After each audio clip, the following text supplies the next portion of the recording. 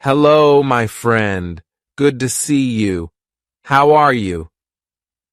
Great. So listen, today I am going to give you lots of ideas about how to practice speaking English when you are alone at home. Home Alone sounds like a film, right? Are you ready? Let's do it. Hello, and if you don't know me, my name is Leo. I run the channel Language Insights. So listen, today we're going to be looking at how to practice speaking English when you are alone at home. It's not so easy for many people, right? Because maybe you don't have any native English speakers in your city. Maybe there are no tourists that you can go and engage with. Maybe there are no groups locally where you can go and chat and speak English. And maybe you're not ready to go on Skype and try to find some random English person to chat with. Someone you don't know. I mean, that can be quite hard, especially if you're a little bit shy like me. So what I want to do today is share with you lots of ideas about how you can practice speaking when you're on your own at home. Alone, right? Good. Now, if you do know me, you may be thinking, what's that strange orange block over there? That wasn't there before. True. And it's my meditation mat. Sometimes I sit and meditate. Sometimes I don't. I'm just tidying up at the moment, so I couldn't find a place to put it. So right now, it's over there. Okay, the truth about speaking is that yes, you can watch videos, you can watch films, you can listen to podcasts. All of that is great. But at some point, you need to start speaking. You can speak on your own, but also later, you'll need to start interacting and practicing speaking with people. But that's not always easy to do. So right now, today, I'm going to focus on some really practical, simple activities you can do when you're on your own at home to start practicing speaking. So the first technique is called speak into the mirror. And this is really useful, but really, really simple, right? It's easy because you can do this first thing in the morning when you're brushing your teeth, or, well, you can't speak and brush your teeth, but just before you brush your teeth, and in the evening before going to bed when you wash your face. What do you mean you don't wash your face in the evening? Why not? My aunt always told me, make sure you wash your face, clean behind your ears, wash your neck, and scrub your neck. Yeah, wash your face before you go to bed. It takes all the dust and pollution off your face, apparently. Anyway, that's a great time that you can do it. And this is good because the key to learning and preparing for language tests is habit, right? If you can attach your learning to an existing habit like brushing your teeth or washing your face, then it makes it much easier. Now, I used to do this when I was learning Korean. In the morning, after brushing my teeth, I would just have a few sentences talking about what I'm going to do today in the future, right? Speaking Korean, right? So, today I'm going to go to the park. I need to go to the supermarket. I'm going to buy some vegetables. I'm meeting Emma at 6, and I might go to the cinema. All in the future. Brilliant. And then, at the end of the day, you can talk about what you did or what you have done, right? Today I went to the park. I played tennis. I went shopping. In the end, I've done a lot. It has been a good day. right? Past tense, present perfect as well. So you can see it's actually great to practice different tenses. It's a bit like writing your diary at the end of the day, right? Which is also a great way to practice writing. But this is speaking in front of the mirror. It's nice. It's reflective learning in many ways. Okay? Moving on. The next one I call collocation fun, right? Collocations are words that are often used together, right? Like we talk about heavy rain in English. We don't say big rain. Today there's big rain. No, there is heavy rain. So, collocation fun is where we're going to practice speaking using a very common teaching method, really based on the task-based approach to teaching, and it's based on prepare, practice, present. So we'll be preparing the words, the collocations, practicing sentences, and then presenting a whole talk. Okay? Now, the reason I suggest doing this in front of the mirror is that actually there are great benefits of talking to a mirror. First of all, mirrors don't answer back like young children or partners. But apart from that, right, when you're speaking in the mirror, you can look at your mouth and you can see the kind of movements that you're making, which is great. Right? It's useful for pronunciation. You can also check your body language. You may be surprised to see that you speak like that without ever moving your arms, or that you suddenly realize that you're doing this all the time. That's fine, but being aware of your body language can be quite good. And also, you feel like you're talking to someone, right? Many people I know, and this happened to me, right? I practiced for a long time with a book.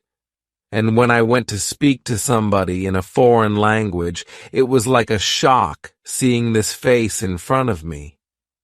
Oh my God. But practicing with the mirror, you get used to a face in front of you, right? So it does help. So let's look then. Prepare, practice, and present. Preparing. What I suggest you do here is you take a topic, right? A recent topic we were studying in the live lessons was art, right? And then get some collocations.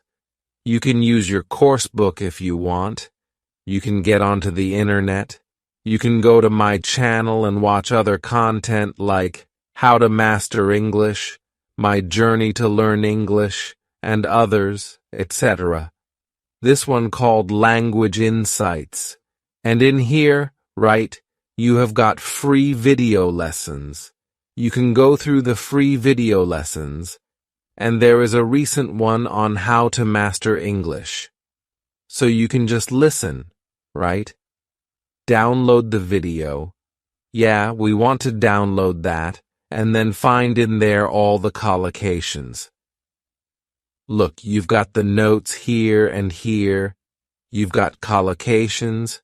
You've got idioms. You've got loads of stuff. And what I would do is I would take maybe 6 or 7 collocations or idioms, like exact science, it's not rocket science, to be on the same wavelength. And that's the preparation, right? That's step 1. Step 2 is in front of the mirror. Just make a sentence with it, right? Exact science. Well, parenting, bringing up children is not an exact science. Cooking is not an exact science. Frying an egg, it's not rocket science. It's actually quite easy, right? And then I'm just practicing sentences here. And then in the end, after practice, present. I take one of the old part 2 questions around art. Maybe something like, describe a piece of art you're interested in, and then start to talk about it for maybe a minute, and try, if possible, to use some of these phrases and sentences, right? So, you may say something like this. Describe a piece of art you're interested in. Well, okay. I guess a piece I'm interested in actually is the Mona Lisa, and I know it's not an exact science, but I guess it's a branch of art, a branch of cultural history maybe, right? And I am interested in the history behind the painting. I think it's very fascinating. I know with art, when you look at different pieces, you get different interpretations, and artistic styles evolve over time. So I think it's really interesting, right? I think artists and historians are really on the same wavelength because they're trying to explore and discover new meanings, whether it's through paintings or historical contexts, things like that.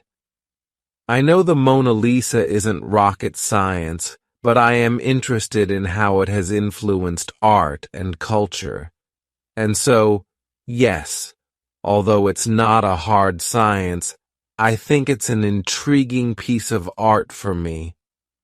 So you can see what I'm doing really here is not giving a perfect part 2 answer.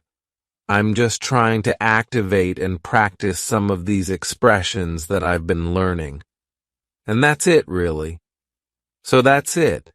It's great because that preparing the collocations, practicing the sentences, and then presenting a talk is a really tried and tested method.